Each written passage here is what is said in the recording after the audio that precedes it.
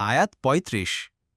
إذ قالت امرأة عمران رب إني نذرت لك ما في بطني محررا فتقبل مني إنك أنت السميع العليم।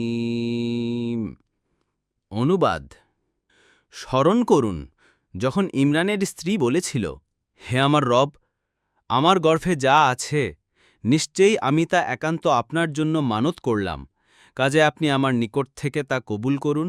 নিশ্চয় আপনি সর্বশ্রোতা, সর্বজ্ঞ। তাফসির ১ নং ফুটনোটের বিবরণ। কাতাদা বলেন, ইমরানের স্ত্রী তার গর্ভে যা কিছু আছে তা আল্লাহর উদ্দেশ্যে দিয়ে দেয়ার মনস্থ করেছিলেন।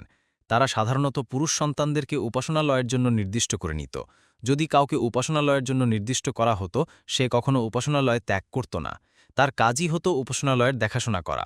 কোনো মহিলাকে এ কাজের জন্য দেয়া হতো না, কারণ মহিলাকে এ কাজের উপযুক্ত বিবেচনা করা হতো না।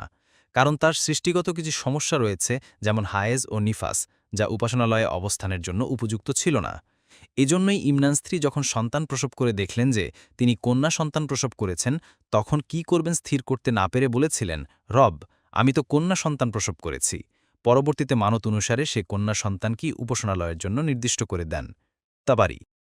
পরবর্তী তাফসিরে যেতে ভিডিওটি শেষ হওয়ার পূর্বেই এই বক্সে ক্লিক করুন। ভয়েস বা উচ্চারণে অনিচ্ছাকৃত ত্রুটি ক্ষমাসুন্দর দৃষ্টিতে দেখবেন ইনশাআল্লাহ।